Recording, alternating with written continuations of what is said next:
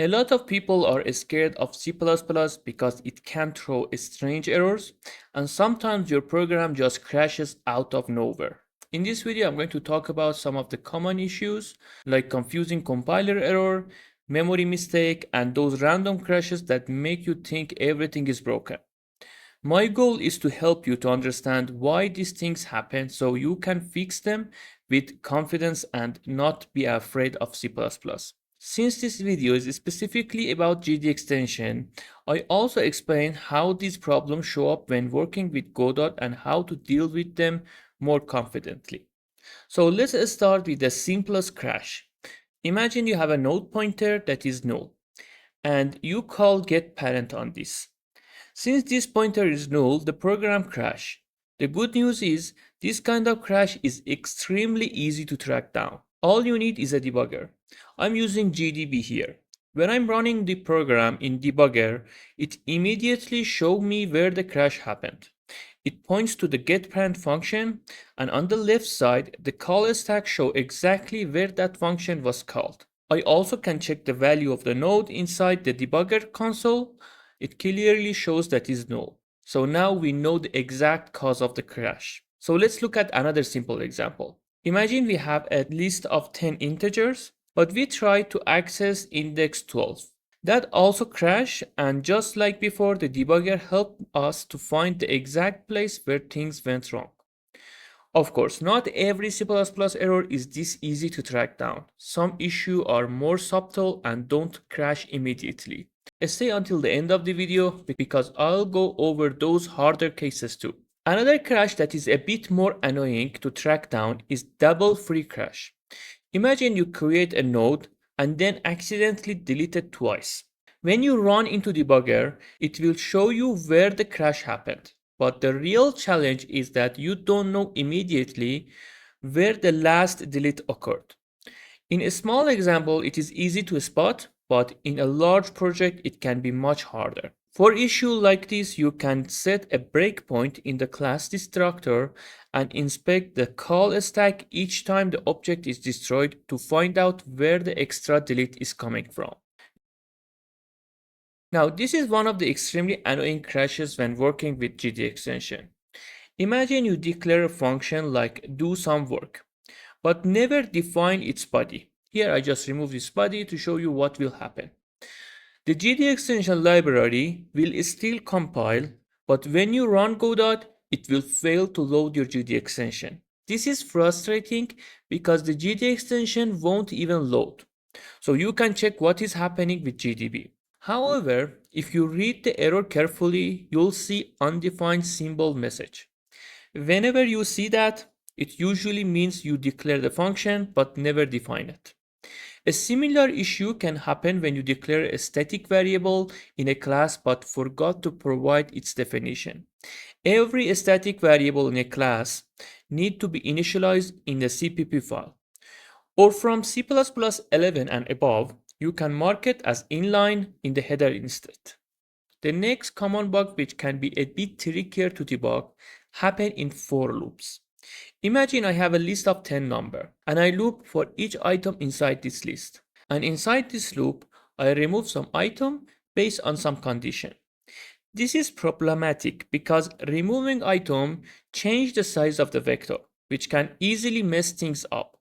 The correct way to remove item from a vector is to loop backward instead of forward. This works perfectly. However, this only applies to vectors. For a structure like hash maps or dictionaries, where you have a key and value pairs, you should never remove item directly inside a loop. These bugs are harder to track because they often corrupt memory in subtle way. In a large project, it can be especially trickier to pinpoint the issue, particularly if your removal happened inside a nested function called within the loop. Here is a real-world example where I ran into this problem. This is a code from HLOD system in mtrain plugin. This is a very complex system with multiple layers, and each layer has a bunch of items that need to be loaded and unloaded. In this loop, instead of removing the item directly, I first collect all of the keys of the item that need to be removed in a separate vector, and then I remove them afterward in a separate loop. This approach avoids the issue we just talked about. The next and much harder problem you can encounter in C++ is memory leak. These are trickier to pinpoint because you might run your game many times during development time and not notice anything. If you only run the game for a short period, the leak isn't obvious. But when a player runs the games for a long time, the leak memory can accumulate, fill up the RAM, and eventually cause the game to crash. So I recommend to checking your project with various debugging tools and monitoring RAM usage. If you notice the RAM steadily increasing while the game is running, that is a strong sign of the memory leak. In that case, you'll need to review your code carefully to find where the leak is happening. A real-world example for this is the HLOD system in mtrain plugin. In this system, everything is organized in different layers. For example, a city layer will load more detail as the player gets close to it. And if the player enters a house, the item inside that house will load it. And when the player exits the house, the item inside the house should be unloaded. To check that everything was working correctly, I wrote a script that moved the camera around repeatedly and monitored the RAM usage. This way I could see if the memory being properly released or if there were a leak. A better way to check for memory leak is by counting how many objects exist at any given time. For example, I want to track how many instances of this class is created.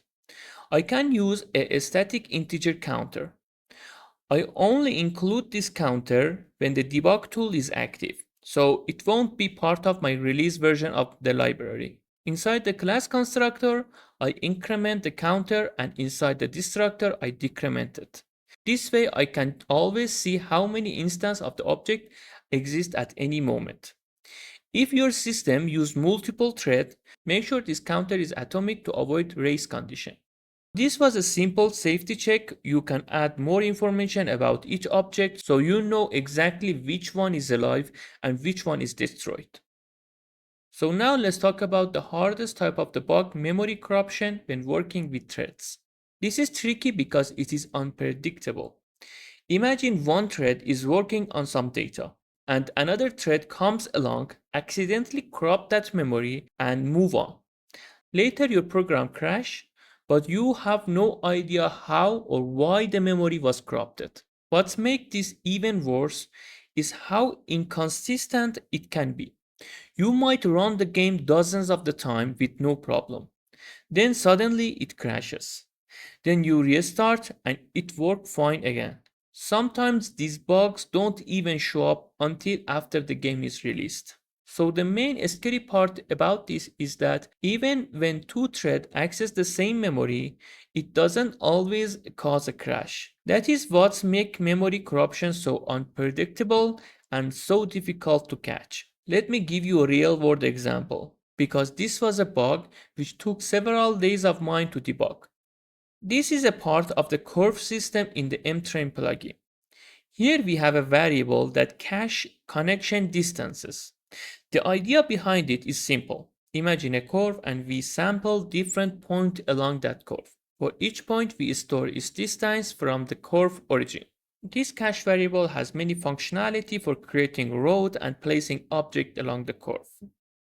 Now this is the function that returns the cached value. The first time someone called this function, it generates the cache data. After that, we simply reuse the stored data. You can see in this statement, if the cached value already exists, we immediately return from this function and skip all the work. So at first, this system worked perfectly, even after I added the road system. Everything still ran without any issue. But later when I add the road side system, things got strange. It still worked, but only sometimes. Other times it would randomly crashes, and that is when I knew something deeper was going on. So the GDB debugger showed me that there was a memory issue inside the connection distance variable. The error that GDB reported was completely irrelevant. It said there was a double free memory corruption, which wasn't true at all. I checked the entire core system code, more than 3000 lines of code, and found nothing. After a while, I finally realized what was happening. Two separate threads were calling this function at the same time, and they were corrupting the memory. Both threads were passing the if statement at the same moment, and both were trying to generate the cached value, which caused the corruption.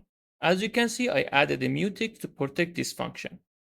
So even though the curve system class itself doesn't use thread, other class that do use thread were calling into this class. So this is something you always need to be careful about. And finally, I can say that the safety of the code is one of the most important things you should always focus on. Never jump straight to performance. A fast piece of code that is unsafe, unpredictable, or prone to crashing is not useful at all. Add proper checks, validate pointer, guard shared data with mutex. After everything is correct and reliable, then you can think about optimizing. So you tell me, what do you think that I can add to this video? And I hope you like this video. Have a good time. Bye.